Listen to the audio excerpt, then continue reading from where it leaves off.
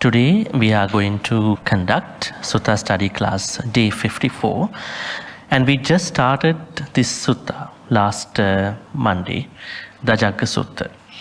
It's a very important sutta because it says that by reflecting upon the qualities of the Buddha, Dhamma, Sangha, you will be able to overcome fear, stress, terror, horripilation, and whatever other negative emotions which we usually struggle on a daily basis. So it's a very important sutta to learn, and especially not just to learn, to understand how to bring the sort of methodology which the Buddha talks about within the sutta.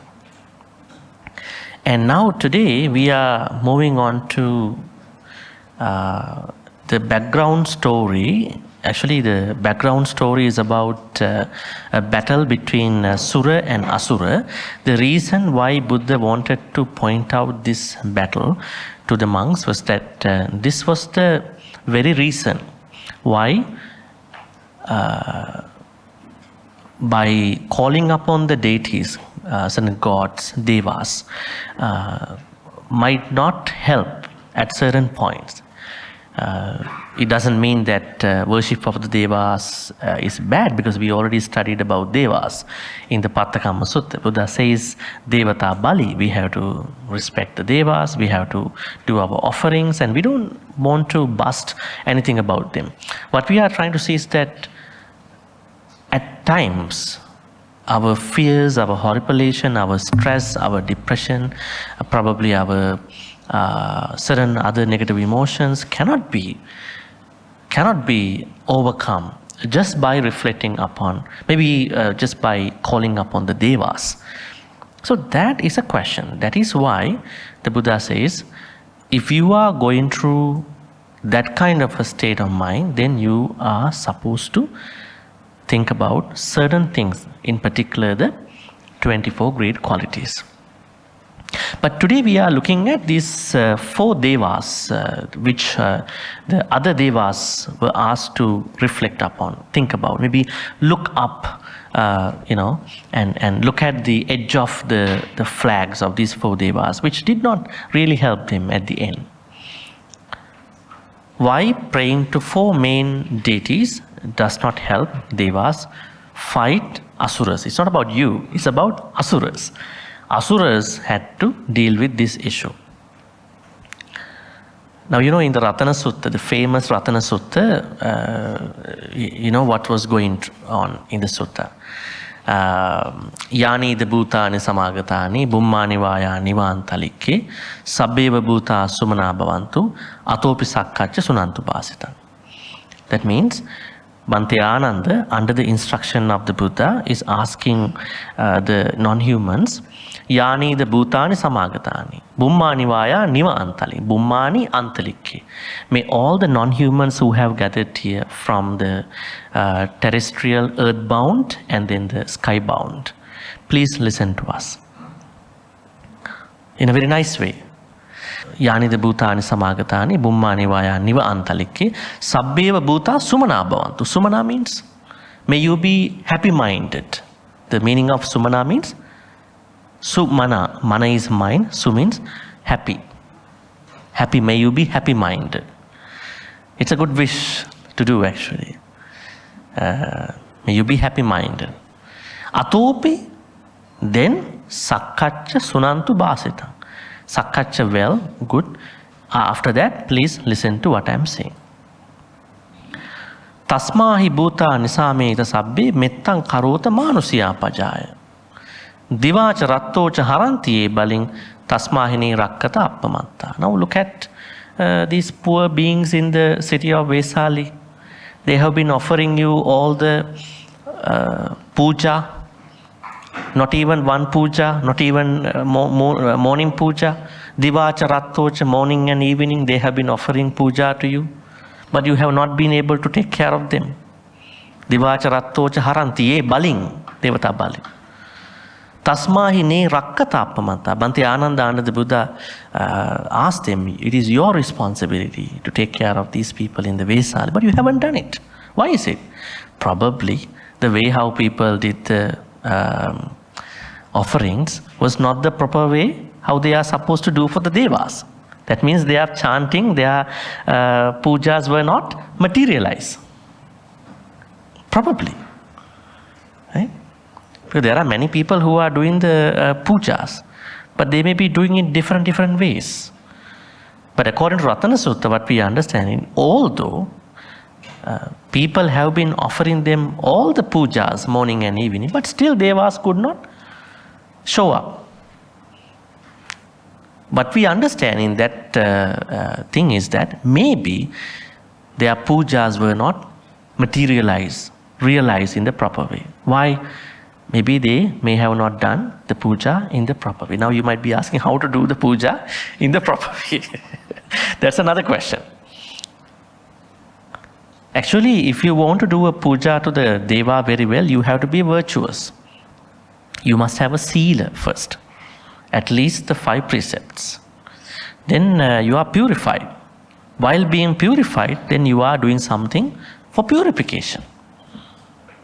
But there may be people who are not purified enough. It's not just purifying yourself only on a certain day, new moon day, full moon day. The purification has to go on throughout the time. It doesn't mean that you have to become a very different person. But at least you are keeping to the 5 precepts. Then you have something when you offer to the Devas. Otherwise any person can request from the Devas. Even an evil person can request from the Devas. It's like an evil person is reading a chanting from a chanting book. No sila, nothing. Reading. How is this going to work? You don't have sila. You already been doing bad things. You never even apologize. You never even understood your own character. But you are trying to read these things. So sila comes in first. That's how it is going to work. Anyways, this is one good example why praying to Devas in particular did not help beings. The story comes from Vesali. Here, these Devas were asked by the god Sakka to think about how they came into the story. Now Buddha says that there was a time where Deva and Asura, we call them Sura means Devas, Asura means non-Devas. That means they are not Devas anymore at that point.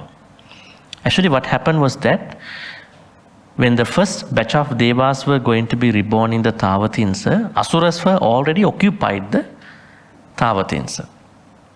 But they were a little bit alcoholic people by that time. They were drinking too much. They are not sober enough. So then Sakka told them, you have to stop drinking. You have to be sober. We can't do any other things in this Deva world. But they did not listen to them. They kept drinking. It is called Gandapana, is the drink that they had. So then Sakka chased them out of the Tavatinsa. It is said that they fell down to the Mount Sumeru. This is a very interesting subject, Buddhist cosmology. And then ever since that day, Asuras were very mad about what happened, what the Sakka and his people did. So they want to take revenge from the Asuras. Asuras were the ones who were. So then every time Asuras are coming to fight with Devas, because they know where they can go, this Tavatinsa, Suras, Devas had to get ready for the war. And what happened? Asuras were very ferocious and they were very, I would say, adventurous, innovative in the war. They find out new ways to fight, not the one strategy. So Suras didn't want to lose the battle to these people.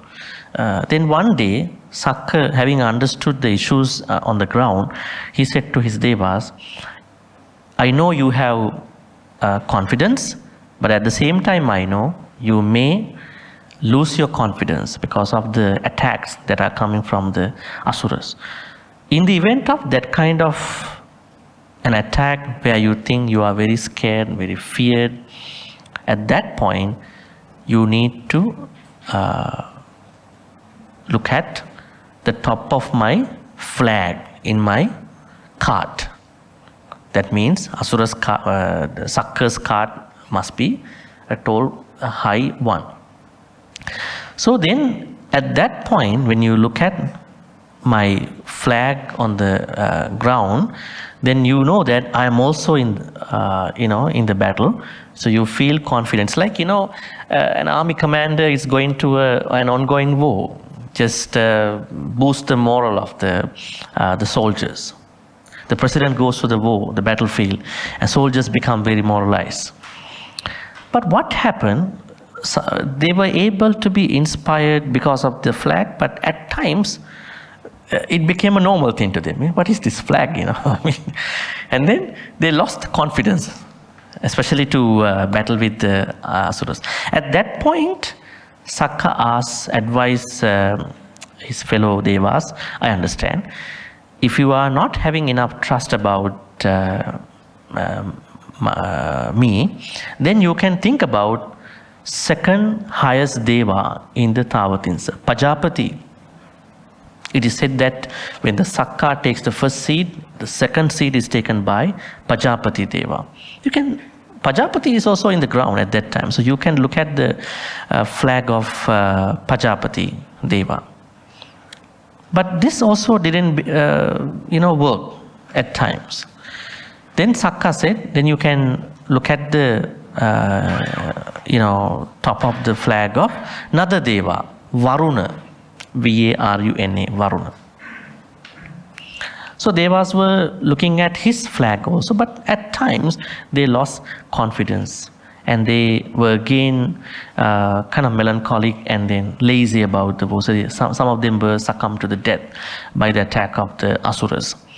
And then Sakka asked them to think about Isana, another powerful Deva, who is a manifestation of very famous Indian god Shiva, or I would say Ishvara, the Deva of the destruction who has 3 eyes. If he sees from the third eye, he can burn people. That's the belief of the Hindus. So, but anyways, they also looked at the edge of the top of the flag of this Isana god. It also didn't work. So now the story was like that, and the Buddha said, at that point, I advised these Devas, and I'm advising now to all of you, the reason why Devas were not benefited by looking at the top of the flag of these Devas was, high Devas was, that these Devas have not overcome their own fears. They still have fears. So what is the help that we can have when we are thinking about someone who has the same fear just like us? So we have to find out someone who is better than, higher than us in terms of mental states. It's like you going to see a psychologist. You have problems in your house and you're going to share the problems with the doctor. But you see that the doctor is having himself the problem from his wife and family member. He says, what the heck? Same problems have come down to the psychologist. You want to see some sanctuary in here, to see something different, right? So today we are going to learn about these 4 Devas a little bit more, just to understand. That doesn't mean that these Devas were not helpful. They were helpful in a way, but it did not work insofar as how other fellow Devas could overcome their fears and all that. Let's go to the text. 54. How should we understand Sakka in the context of the Dhajjha Sutta as well as in other teachings within the Dharma? I think we need to learn about this main god Sakka, Indra, a little bit more. The name of the Sakka, the proper name of the Sakka is not Sakka. What is his name? Indra. I-N-D-R-A. Have you ever encountered this Pali word Indra somewhere? In your readings of maybe other things, Dhamma talks, Pali word Indriya, Indriya. Indriya, I just said it. The Pali word Indriya. You know the Indriya? Indriya means sense faculties. Why the sense faculties are called Indriya? Now this is the name of the Deva, Indra. Sakka is an epithet for him. Epithet. One of the names that was given to him. There are many other names for Sakka, but we normally use Sakka in the Pali teaching. But the proper name is Indra. And we find out another Pali word in the Dhamma, especially when it comes to teachings. Indriya. You see Indra. Indra here means dominant. The one who has the dominance over the fellow devas is Indra. Indriya means the 6 sense faculties that are dominant in our sensory experience. What are they? Our eyes, ears, nose, tongue, body, mind. They are dominating us. Are they? When we see beautiful things, people, and when we see not beautiful stuff, and when we hear pleasant, unpleasant sounds, when we smell good, bad smell, when we eat tasty, not tasty food, when we have cozy, uncozy stuff, touch, and when we have pleasant, unpleasant thought structures. So we are always being dominated by these 6 sense faculties. So the word, Pali word, come from Indra, Indriya, Indra. So that means we have an Indra within us, right? On the other hand, now if the Pali word Indra has come to our senses, that means Indra is within us, because the dominance of our sensory experience has been taken by these 6 Indriyas.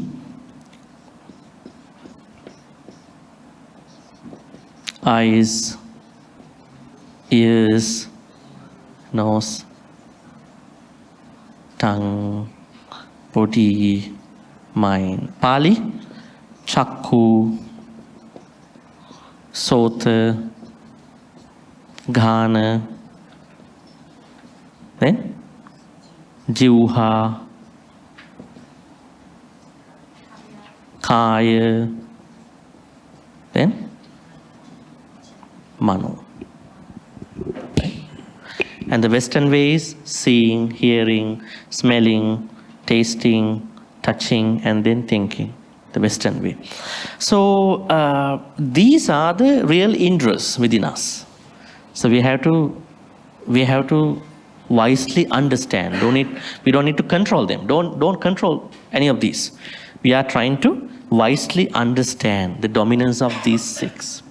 Okay, so now the Pali word Sakka is an epithet, an appellation to the Indra. What do you mean by that? Not a nickname, like Anathapindika. Evam me sutang ekang samayam bhagava savattyang viharjeta vane Anathapindika sarame. But there's no person called Anathapindika. What is his real name? Sudatta. Sudatta is his real name. There's no Anathapindika. Anathapindika was a name people coined for him. The person who is supporting poor people. Anathapindika. In the same way, Indra is the proper name. Then Sakka is a name given by people because of the overall performance of his activities. Now we are going to learn about Sakka a little bit, or Indra. There is a sutta in the Samyutta Nikaya. You can see the suttas here. Its name is going to be Vata Pada Sutta. Vata Pada Sutta. SN 1111. Indra or Sakka achieved his status as Sakka because of 7 vows he kept in the past. Okay, so if you want to become a Sakka one day, then you must work on these 7 vows. Okay, they are vows to the person, but they are really good actions for everybody of us. We're gonna take a look. Number 1. Yava jivang mata pitti baru asmi.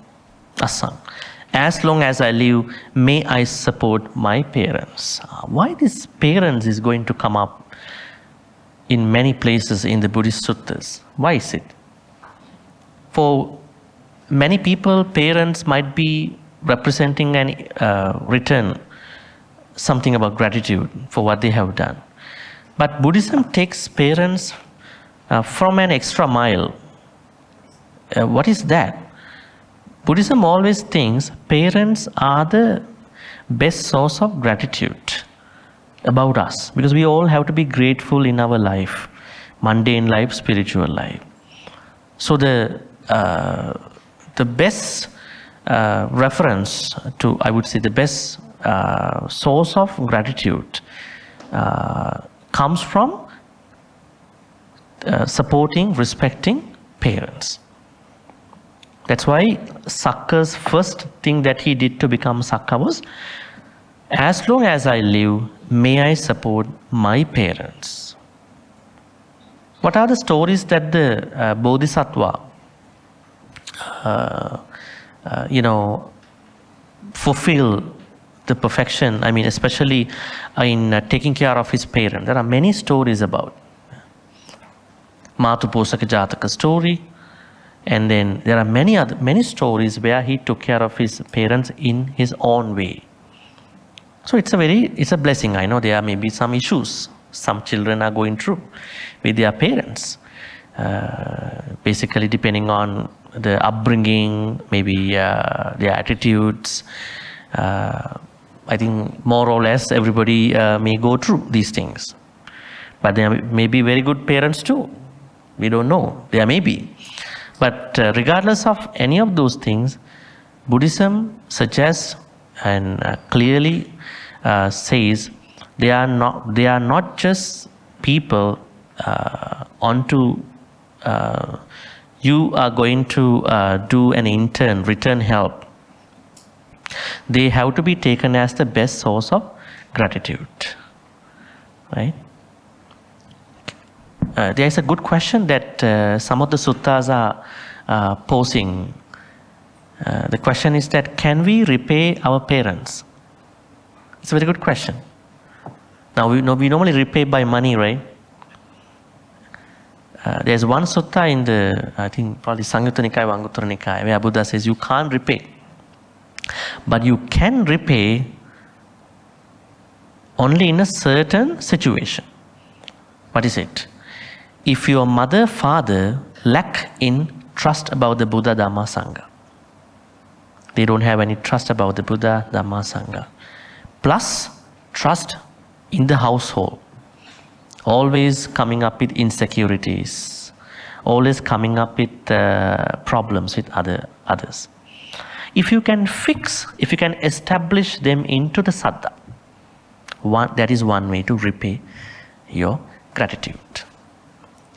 Let's say your saddha in sila, your mother and father, they are not virtuous people. They are killing, they are stealing, they are sexually misbehaving, they are lying, they are always intoxicated, and there's a son or a daughter who's going to help them out, depending on the conditions, bringing them onto sila in whatever the way. That is another way to repay 100% for the things that they have done for you. Now, what they have done, what they have not done, it's not whether they have given money or not. They have brought you to this world. So for this phenomenon, this is what we take at that point. And then if your mother or father, they happen to be very stingy, very greedy people. They never like to be generous. They are always trying to pile up things. They don't like to give away things. They are stockpiling time to time. They are hoarders, professional hoarders. You can't even change. Oh, don't change, don't move. I have put it here. If you change it here, no, that's not the way. Put it back. They have become pretty much hoarders about things that they have earned in 70s, 60s, 80s, 90s, right? Pretty much big attachment to these things. And if you can bring them onto a bit of generosity, we have to let go of these things. We can keep some of them, but not everything. And then bringing them onto certain dana activities, then you can repay in that way too. The last way to repay is very interesting. If your mother and father, they are unwise people. Unwise. What is being unwise in mundane life? I think we discussed about this wisdom and ignorance with regard to certain contexts. What is ignorance in the lay life?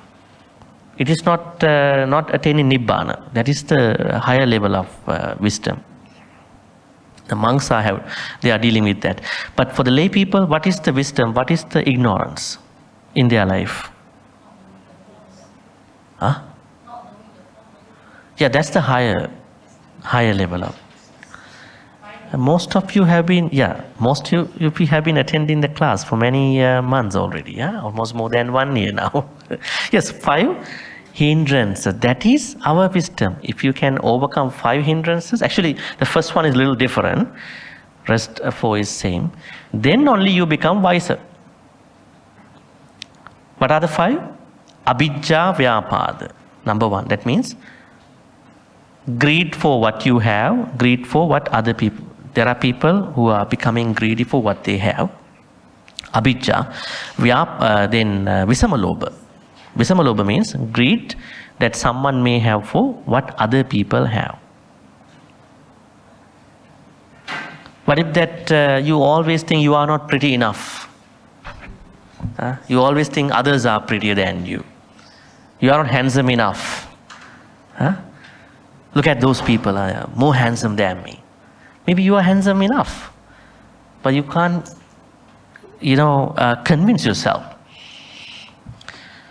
So then you are becoming inadvertently greedy about what other people have. So when someone if you think, really, just appreciate that. That is an opportunity for Dharma, not an opportunity to become evil, When you see someone who's prettier than you, if you really think that way, it's a moment to be, generous about giving a compliment and then practicing mudita at that point. A lot of people take it as a moment of becoming more evil, within them and towards other people. Understand, these are very good opportunities for us to become more spiritual, more into the path, right? So, abhijja and visamaloba. So, the more you reduce these two, the wiser you become in the first level. Second, vyapada, thoughts of killing, destroying other people. Are these thoughts coming to us from morning to the evening? What are the objects, people that these thoughts might be giving us? Mainly our loved ones, not the people that we don't know. Because we pretty much place a lot of trust about them, and when things don't happen the way we want, we might come up with certain anti-metta thoughts, right? Because we don't understand. If we understand them coming, we need to let them go in the first place, outrightly. So, thoughts of destroying other people, including politicians. We have to plan healthy ways to do something. Go vote for them, proper people. Otherwise, don't try to create unnecessary anger within you, because it kills you. It is poison. Anger in whatever the way is not nice. Hatred is in whatever the way is not nice. Because at the end, it kills us. It cheapens us. It demeans us. We want to give a meaning to us without having a big sanya. So, Vyapada. We're going to lower, try to keep it to at least to a minimum. At least to a minimum. Then Vyapada, Tinamidda, laziness.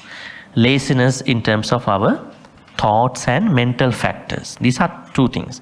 Thought is energy to have a thought. Mental factor means the states of the energy, good and bad. Chetasika, Chitta, Chetasika. They arise together, they take the same object, and then they perish together. Right? So, Chitta, Chetasika, the big idea is Chitta, but when we learn more about them, there are two things. Energy part of the, what you call, thinking is called Chitta, and Chetasika is the quality part. Quality means bad quality or good quality. Akusala or kusala quality.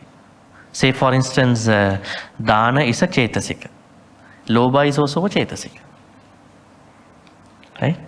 Then Metta is a Chetasika. Then Koda is a Chetasika too. It's like that. So then you are working on overcoming Tinamidda, laziness in terms of your Chitta and Chetasika. Let's say you're becoming very lazy today, since today morning, for nothing. You are not sick, you have everything, but you become lazy for nothing. Maybe you become sick because of the raining. You not become sick, you become lazy. You become lazy because of no substantial reason. The moment when you become lazy, there are lots of opportunities to akusala to arise. Because Buddha always say, maybe you know Dhamma, maybe you have been listening to Dhamma talks, maybe you're following Dhamma things, but if you give chance to what you call not balancing out your energy, akusala will easily arise. That means we have to always balance out energy. Virya. Virya is very important. Some people know this is bad, but still being carried away by the akusala. Why is it? Is it that they think that we want to spoil a little bit more? No, they know it's bad too, but no choice. They say, I'm choiceless and I was spoiled. They make a very lame excuse for the food. You know, I'm not supposed to eat this sugary food. But when I see this particular food, this sumptuous meal, I can't help not eating that. Right? But they know it is not good. I mean, let's say if they have a problem, it doesn't mean that you can't eat food. You can eat, but compulsive eating is not a good idea. Buddha says you have to always be mindful about the proportion of the food. Because nowadays all the problems start because of the food issues. All the things that we are going through. Maybe we are not taking a proper food. The food that we are having, they are mostly fast food, not nutritious enough. Maybe we are consuming unhealthy food. Maybe we are not properly eating. We are skipping our proper meals. Right? So most of the health problems that we are having, they are rooted in our eating behaviors. So it's a Buddhist lesson. If you want to become a good Buddhist, then you should understand what the Buddha said about food. Moderation in food. So then what happened? This is called Tinamidda, laziness. You have to balance out your energy. Try to always keep the kusala energy. So you can practice Dhamma very easily. Sometimes you have the knowledge, but you can't practice it because you have not enough kusala energy. The last one is, the one before last one is Uddhacca Kukkucca. That means restlessness of the mind. That means we need to rest our mind time to time. Rest our body as well. If you are not resting your body enough, not sleeping well, not taking enough proper food, and not doing proper exercises, then this can really hinder our wisdom. It will hinder your wisdom, not even your body. Then Kukkucca means regrets. We are trying to minimize our regrets. How to minimize our regrets? Tell me. Just do it and then finally worry about it? How did the Buddha tell us about regret?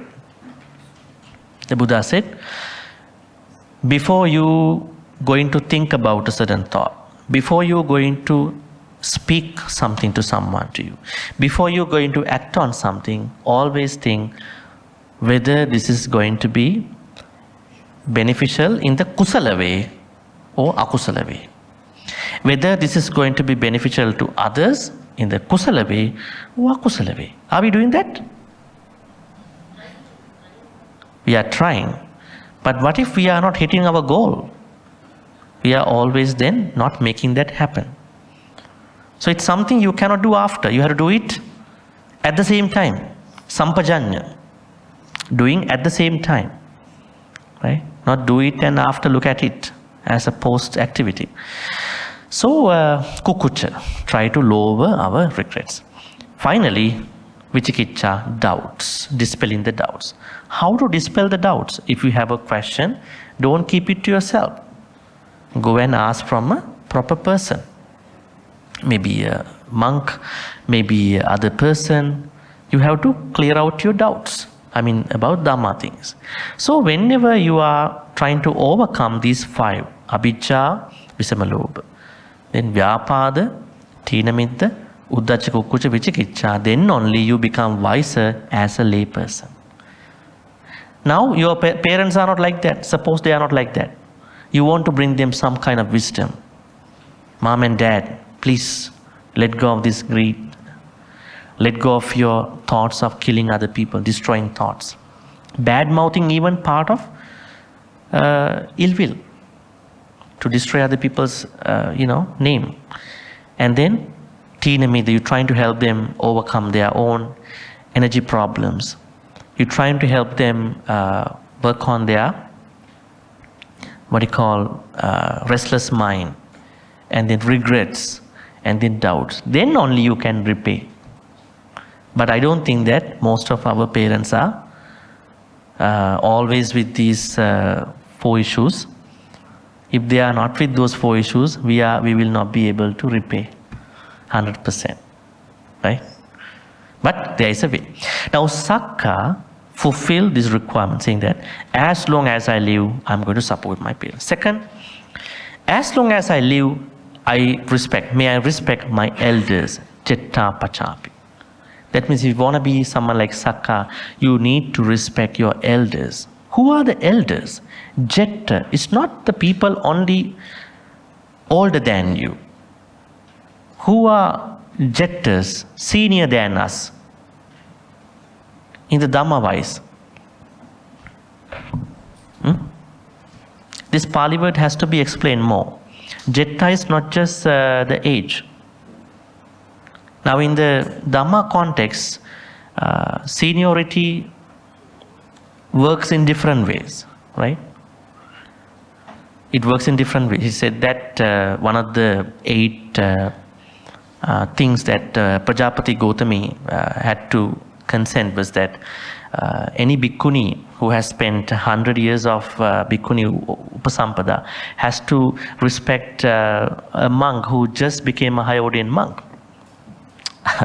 This is one of the things that bhikkhunis had to go through, right? At that time, that was a thing that they thought about. And now here this, what he calls seniority, works in different ways. One thing is virtue-wise. Now, aren't you respecting Sangha members who are very younger than you? Yes, you are doing that. So they are jettas, elders in terms of your sila. That's why you are respecting. Otherwise, why I am going to respect someone who is very younger than me? But they are senior in virtue. Then also elderly people in age. Are there any other elders? Are there any other seniors in terms of Dhamma? Our teachers. Your teacher may be a younger person than you, right? You are respecting. During the Buddha's time, those people, now remember the story, Sumana. Sumana was the sister of Anathapindika, Sudatta. Just before she passed away, she called her elder brother, Anathapindika, as younger brother. And she passed away. And she passed away. So Anathapindika was not happy about it. Why my sister called me as younger brother? Maybe she was unconscious. She passed away with unconsciousness. I think she must have gone to a bad place. And then he brought the news to the Buddha. And Buddha said, no, your sister became a Sakadagami. And you are still a Sotapan. So she wanted to trick you before she passed away. Don't worry, it's a funny thing. Yes. So spiritual status, right? So there are many ways. Anyways, we are going to respect our seniors. Third thing is that, very interestingly, as long as I live, may I speak gently, gentle, pleasant words. Now, this Sakka became the Sakka because he talked to people very gently. How to talk gently? Is it talking to someone very slowly? How to talk gently to someone? Are we talking to us gently? To us first? Huh? Supposed to be. Talking, self-talk. Self-talk. At the end of the day, self-talk. Like a gentle talk, pleasant talk. How to talk to others with some kind of gentleness? Huh? With smile. With a? Now you have to bring metta. Mettaya vachikammena. Speak with metta. Think with metta. Act with metta. Where did the Buddha say these things? Sigalovada Sutta. Lay people's discipline is in Sigalovada Sutta. Buddha says, Mettaya kaya kammena. Mettaya vachikammena. Mettaya mano kammena. Speak to anyone with metta. Then think with metta. Then act with metta. Not that speak and then after speaking become somebody who metta you, There are people who already talk and they say, I metta you, don't worry, And you have done the horrendous attack on that person. So, by that point. But you would have talked with metta, not talk bad things and say, I metta you. It's a ongoing activity. And done a very challenging activity to someone, not a nice one. And they say, you know what, I've been doing metta every day 5 minutes, so don't mind about it. But we had to mind about it, because that action was not nice. And we don't know about their thoughts. So this, how to talk gently with metta. That means, when you talk to someone, you always think about that person's well-being. May you always be well and happy, right? May all the good karmas follow you. May everything go well, right? This kind of an attitude. It depends on different people. Different people will do differently, but the content's going to be as such. So when you are speaking to someone, if you want to become someone like Sakka, then definitely your words, the tone of your words have to be gentle. The tone. Sometimes you are talking good words, but your tone is not nice. You're raising your voice. Yeah? Sometimes it's a little bit harsh. Right? Tone and the words you are using and how you talk to someone. These three things matter. Right? Very important. I think it's very important in our daily life when we talk to anybody. Say, for instance, you are such a very unmindful being, you are talking to people very bad. You think after you talk, then suddenly you become very gentle. People might think, what good has entered into this person's mind at this point? It's not the good, it's you who is creating this gentleness. And the contents of this gentle speech come from not lying, not bad-mouthing, not using harsh words, and not gossiping and idle chatting. Those are our moral parameters in our gentle speech. Sometimes you can talk gentle things, you can talk to someone gently with bad side of the speech, right? Words Word may be gentle, but inclusion is not nice. So always consider about the contents of your speech has to, have to be gentle, and the way how you, the tone, and then how you going to transmit that tone. Number 4. As long as I live, may I avoid divisive speech. Devas really hate these kind of people who are dividing people, bad mouthers, you know. Say something here, say something here, and being in the middle, very happy, you know, and they are in conflict, you know. Never do that. Devas really hate that kind of person. Devas like people who try to bring happiness, try to bring unison, try to bring people together once, right?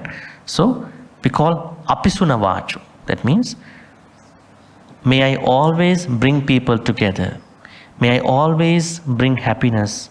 May I always bring fellowship to each other.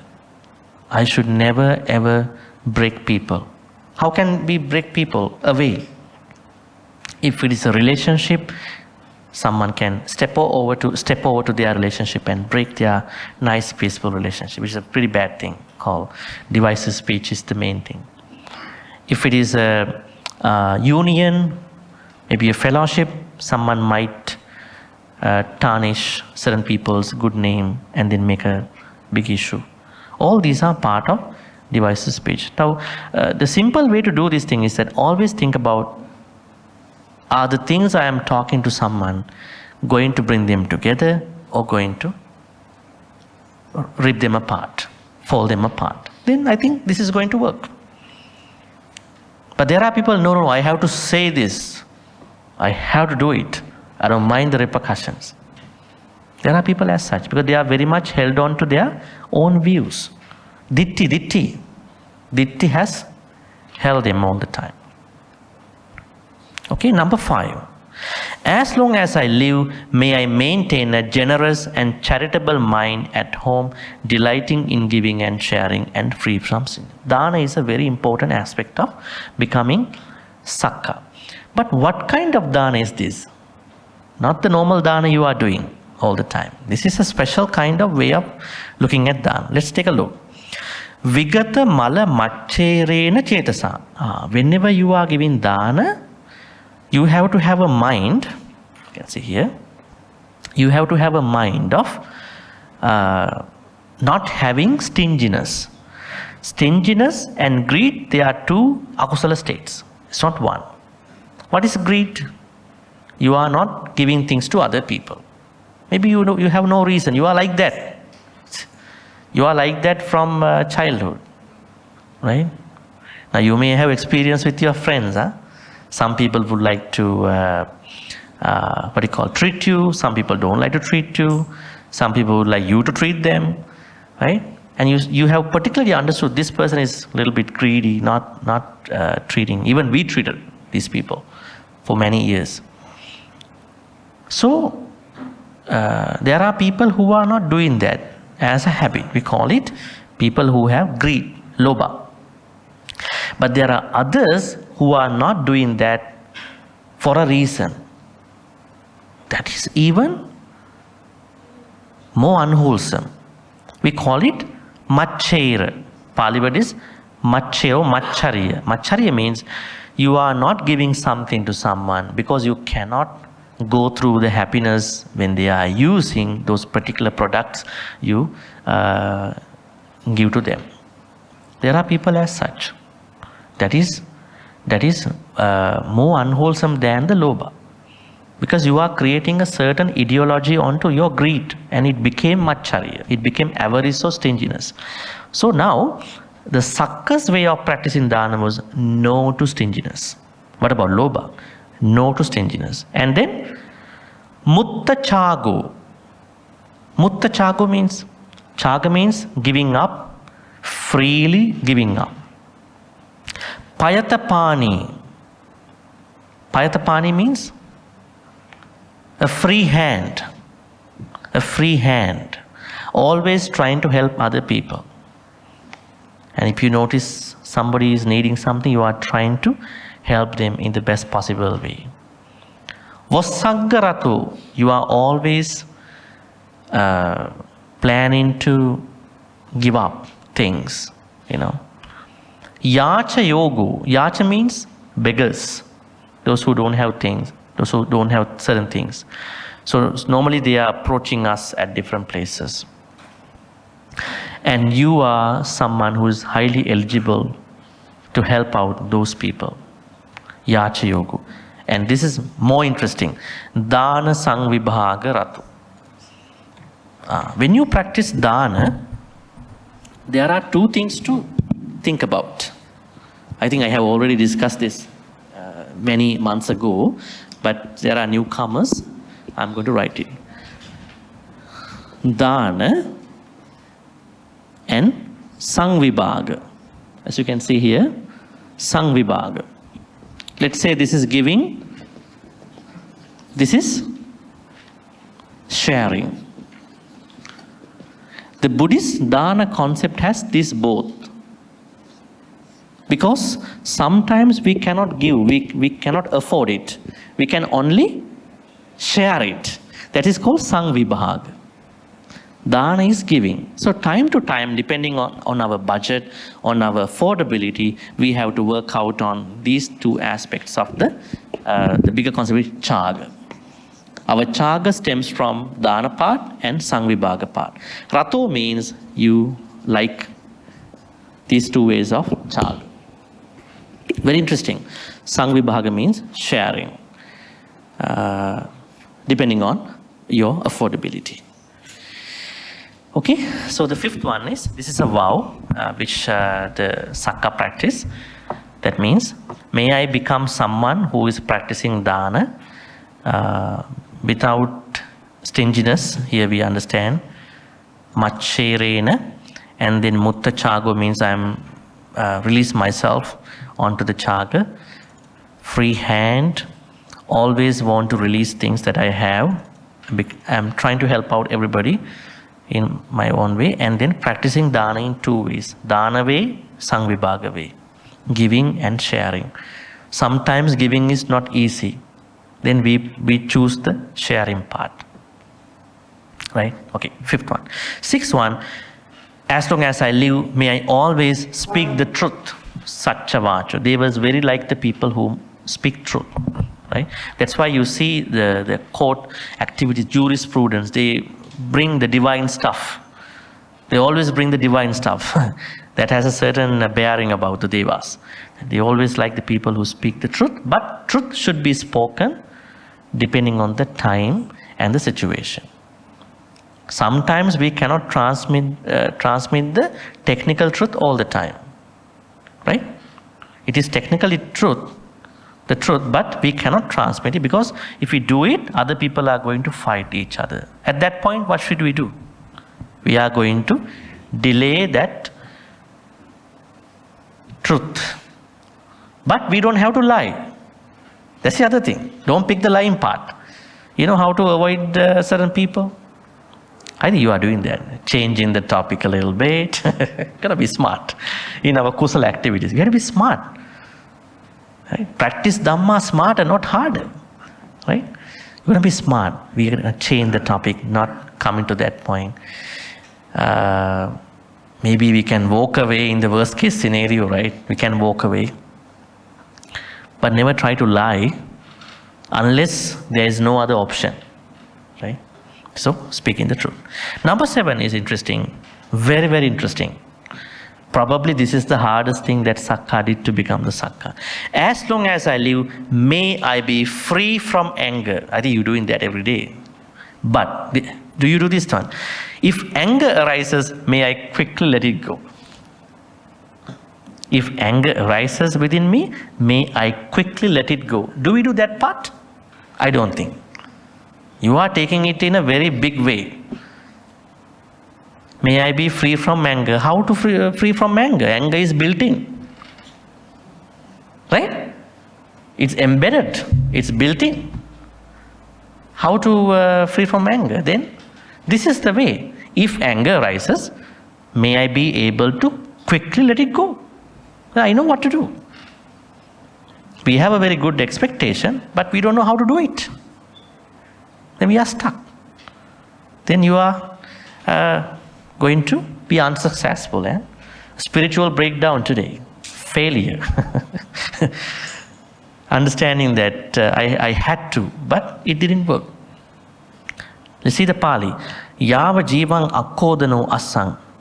May I become someone who is not becoming angry. Sache Sache means if. Sache in Pali means this one.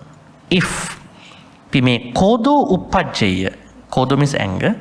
Kippamevanang Pativineyanti. May I be able to discipline myself, or may I be able to let my anger go very fast. How to quickly let the anger go? Good question. What can we do? Relax. Yeah, how to relax? That's other problem, right? But the problem is the circumstances that give rise to anger does not give us opportunities to relax. Very, very minimal opportunities that we are going with, even to walk away, The conditions are not giving us enough conditions to go away. Because when people are getting angry, they are trying to defend them. They are going to rationalize their anger. I had to be angry because you did something wrong. So I had to do it.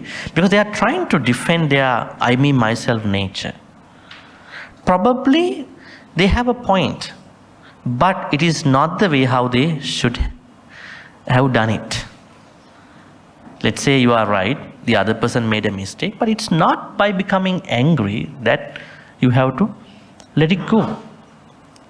Maybe there are other ways to do it. What are the other ways to do it? Someone makes a mistake. We understand people make mistakes. We are trying to approach the person in a nice, better way. Right? And I remember there was one very nice story. One of the lecturers in a university, he signed at the place of the vice chancellor. Sorry, the dean. And he brought the papers to the dean now to sign. It's a very big application. Somebody has to start over after that, actually. And then the dean was a very nice man, very patient person, never been a Buddhist, but somehow been the Buddhist version by birth. It happens, huh?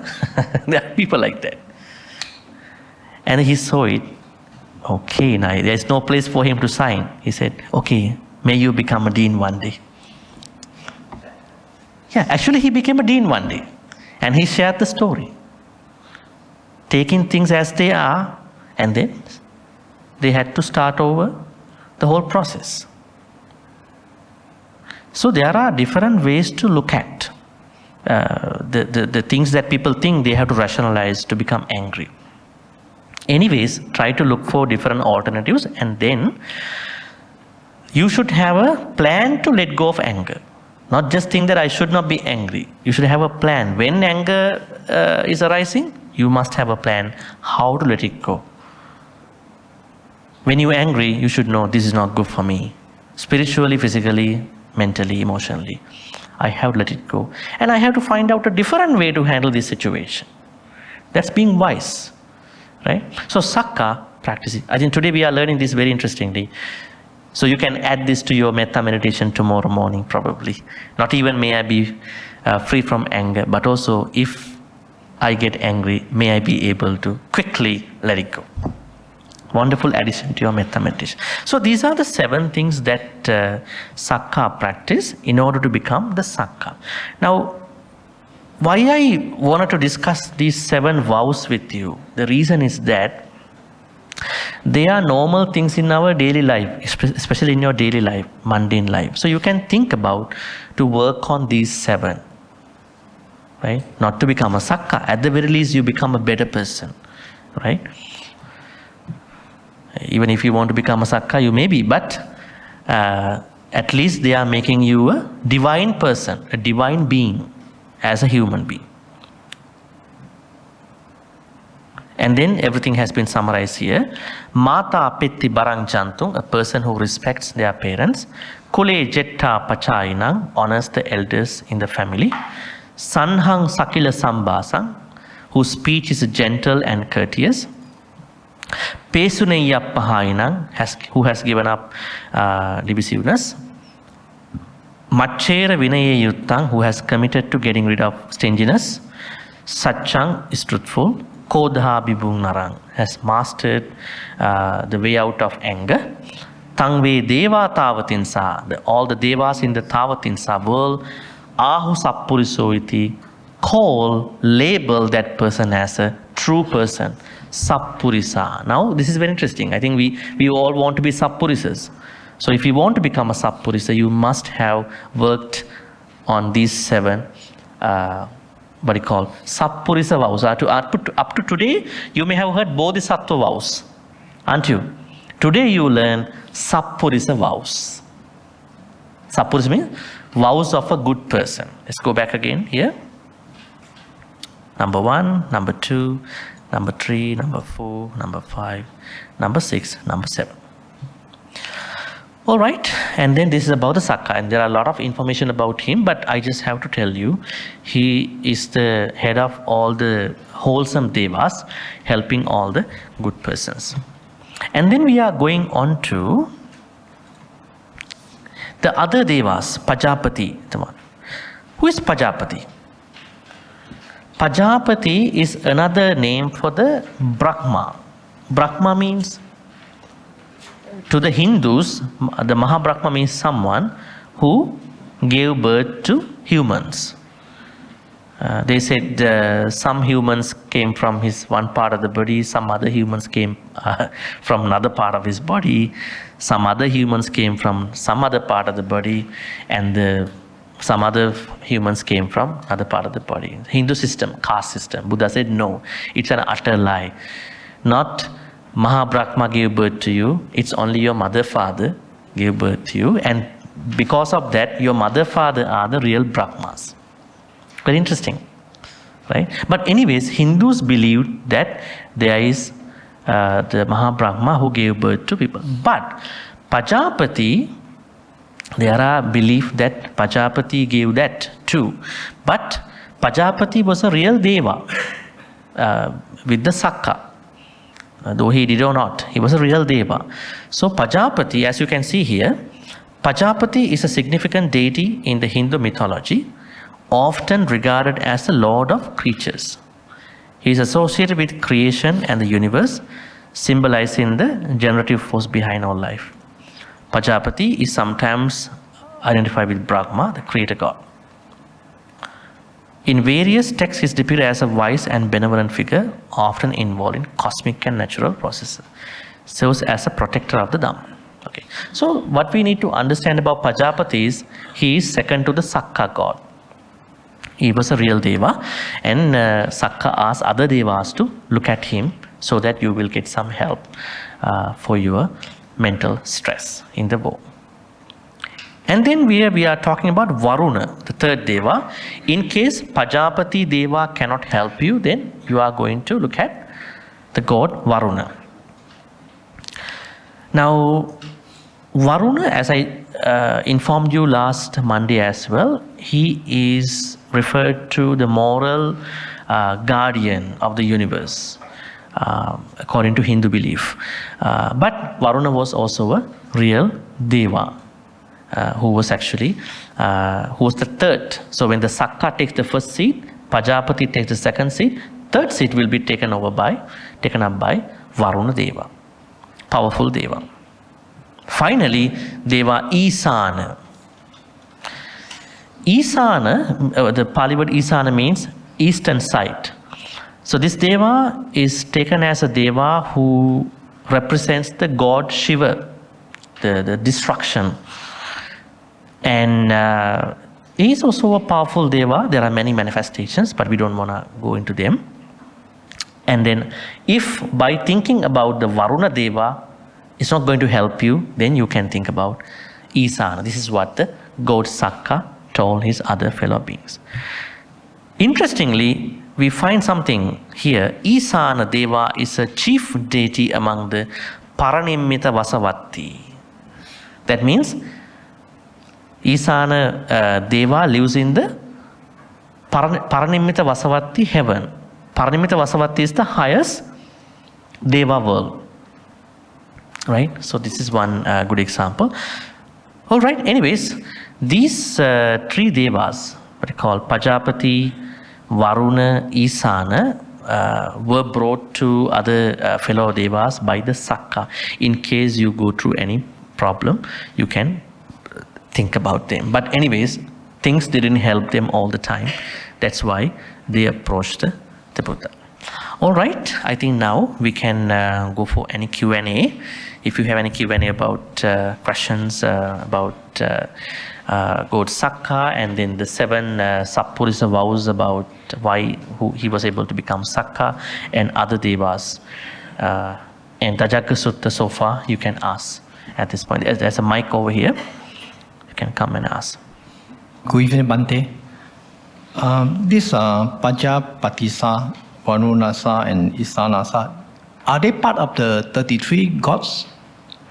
No, they are not. So are they in the Tevatinsa plane? They are scattered among other heavens. Now, as you see, what you call Isana Deva comes from the Parinimita Vasavatti. Yeah. So they are not in the Tevatinsa plane. They are just scattered. But when they gather, they also gather together. Oh, okay. They're coming from other heavens. Okay, then the other question I have is that is the Asura they are fighting with the so-called with the Devas, right? So I presume that this Asura, right, are they part of these 33 gods in the Tevatinsa plane, or means they are? I know they are in that plane, but they are fighting. So are they part of the 33 gods or? No. The 33 came with Sakka from the human world. Sakkas. Yeah, so those 33 people, they started practicing the 7 vows. Okay. And they were reborn in the Tavatinsa. By the time they were reborn, they were already there. Asuras. Okay. Yeah. So they were not in that group. So means that after the so-called the battle, right, the Asura, are they still in the Tevatinsa plane, or They were downgraded. They are downgraded. Downgraded to a lower realm. Now it became a part of the hells, actually, one of the hells. Also means they're part of the this Asura in the hell. I mean, plane number 4. I mean below human. Yeah, they are the ones. Okay, because of the of the battle. They are unethical behaviors. Yeah. Oh, okay. Thank you, Bhante. Yeah. Bhante, may I a few questions? Question number 1. I noticed that the Pali translation for this particular sutta it was not making any reference that Sakka is a Deva Raja, whereas the other 3 were Deva Raja. But we know from the other teachings that Sakka is supposed to be Deva Raja. So how does it reconcile? I think it refers Sakko Devana Mindu. Oh, another meaning. Let's take a look. Bhutapubbam bhikkave deva asura sangamo samupadbula atakos bhikkave Sakko Devana Mindu. Head of the god. Devanang Indu. That means the dominant deva among the devas. Yeah, it mentions. So from the mythology here, Bhante, you were saying that Sakka Devas sit on the first seat, followed by second, third, and fourth, according to That is what happens when they get together for an assembly. I see. But in terms of ranking, from the explanation here, it seems that Pajapati is higher than Sakka. No, Sakka is the highest. Highest. Now we are talking about good devas. There are other devas who are higher than the Sakka. Now Vasavatti Mara is the highest, Devaputta Mara. But in terms of the spiritual devas, Sakka is the highest. I see. Okay, and lastly, Bhante, for the Isana, happens to be the chief of all devas in the 6th realm. And it so happened that in the 6th realm, we have the so-called Mara, Mara. Okay. So are they the same, or Mara is just another title for those people who doesn't want you to go beyond their realms? Go beyond? Go beyond their realms. They only want to hinder you from people who go beyond the realms. So long as you're together in this, then it will be. Because Isana now sounds like to me like Mara. Yeah. Actually, Deva Isana is a Mara. He's coming from Parinimita Vasavatti. But I understand throughout the scattered teachings everywhere, there are good Mara Devas, There are some bad Mara Devas. Now even Vishaka, when she passed away, she's Sotapanna, she went to the Nimmana Rati. So she became a Mara, but a good Mara. But most of them who are going there are the ones who have done a lot of good karmas with expectations. Even like, say for instance, there are people who do good karmas and then they have their, expectations. But these ones, they are having high expectations about what they are doing. So they become Mara Devas. And what they are doing is they are disturbing other people who are trying to do good karmas and then to attain enlightenment. They also expect you to stay in the sansara. That is the normal role play of the Mara Devas. But there are good Mara Devas too, like Vishaka and then even Isana Deva. There are good ones. Just think about the human society.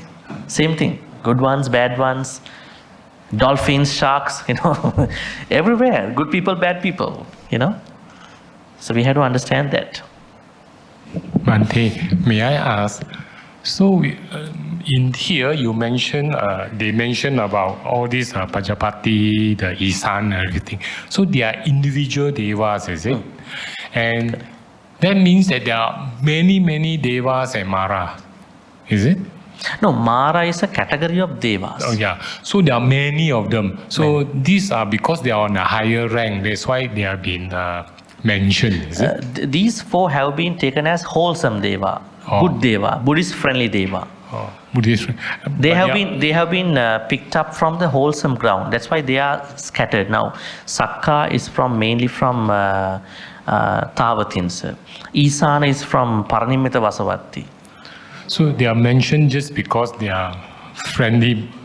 Buddhist friendly and supporting people who are, trying to become spiritual. Okay. Yeah. So for a general question is that basically these devas and maras, what are they doing? They are enjoying themselves. You see, for other people, we cultivate, for spiritual development. For these devas and maras and all, they are all over the places.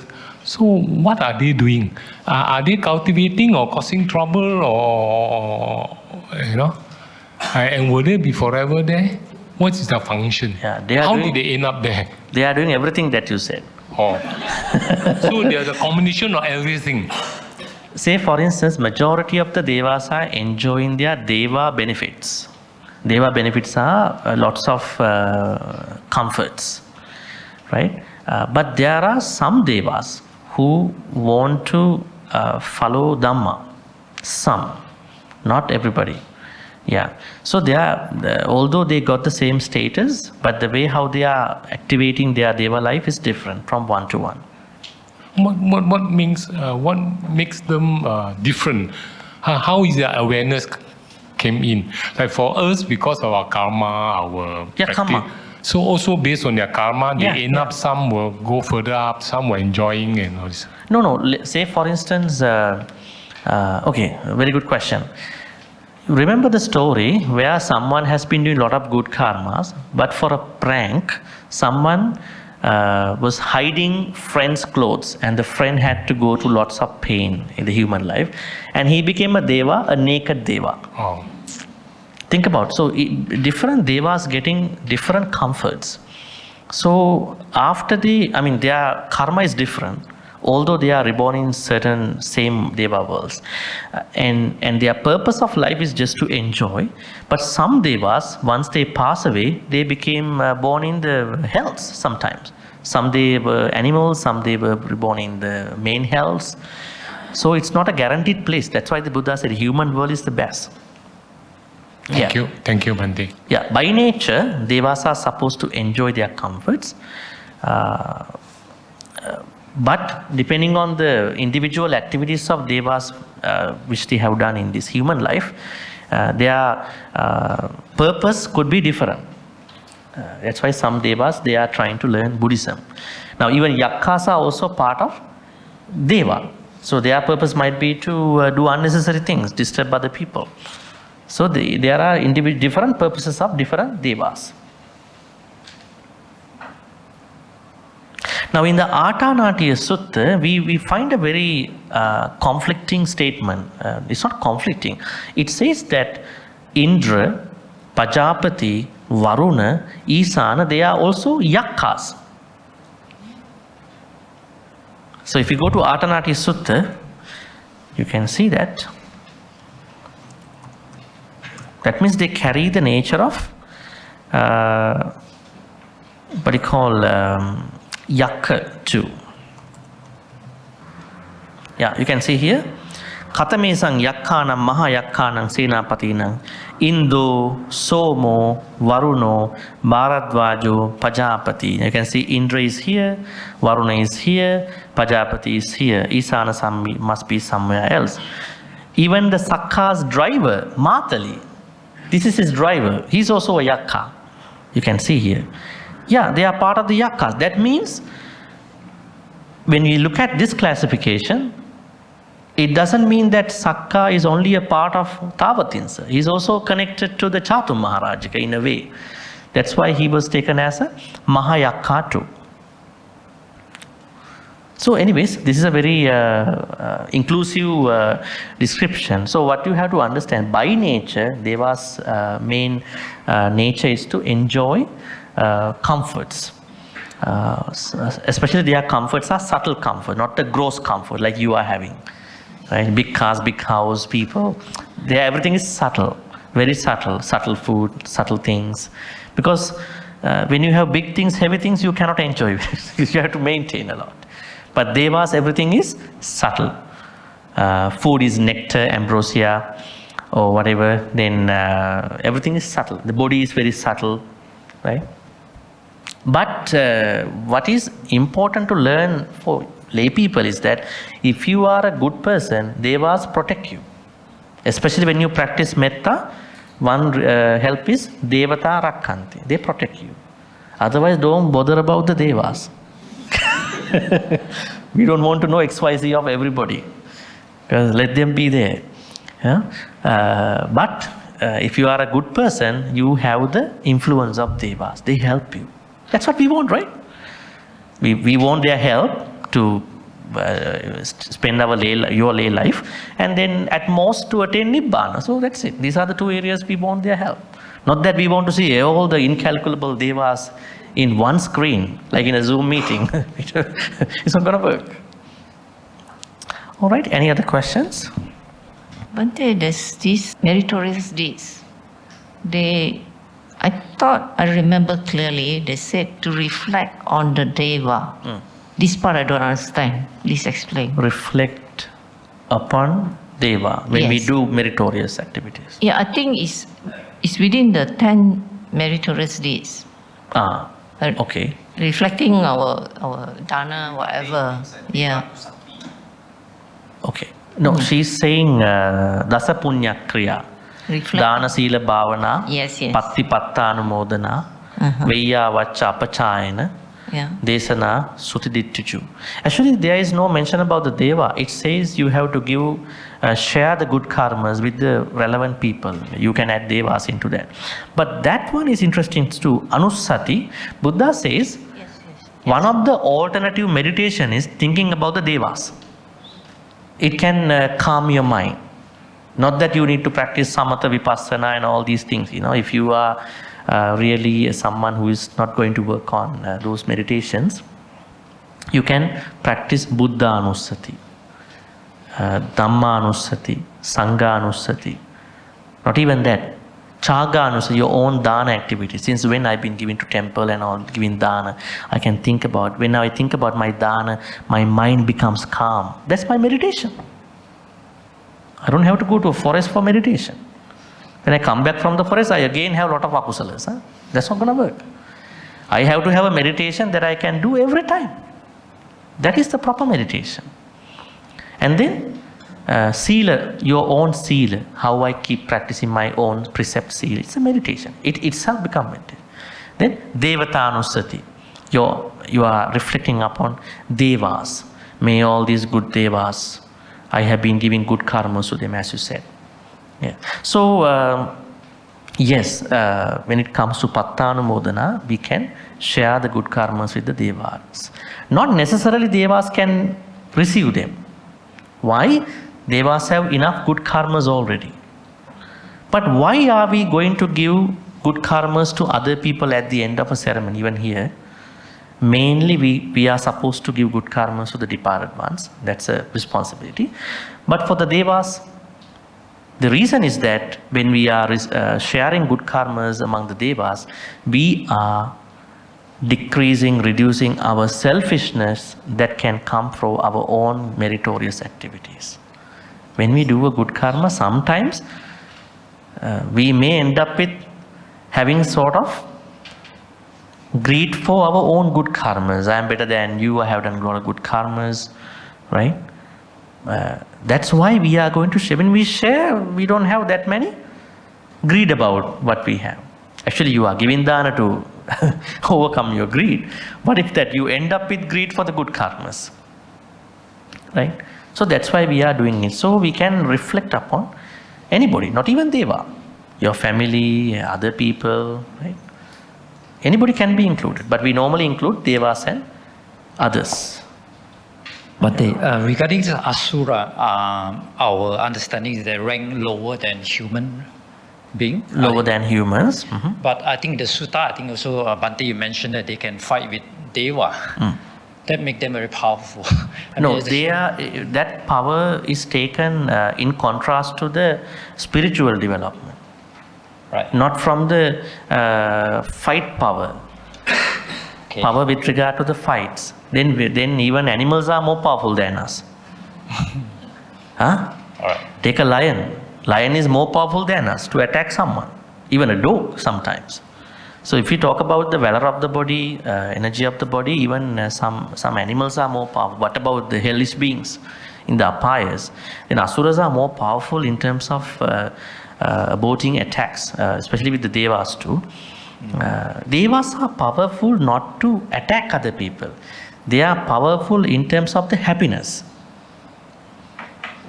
Because they are not supposed to attack anybody. They are good people. But why humans are higher than the Asuras? Because Asuras don't need to practice. They don't want to practice spirituality. So till they end up becoming an Asura, dying as an Asura, they are not able to practice Dhamma. But we have that capacity. Sometimes more than the Devas too. Because we don't have much happiness, much suffering. And we are like in between, depending on our life. That's why Asuras are even one step lower than humans in that structure. Thank you. Okay, so what I'm going to tell you today is that from next Monday, we are going to go into the Sutta's real extent about the help. Now we understand Devas could not help. Then the Buddha is asking,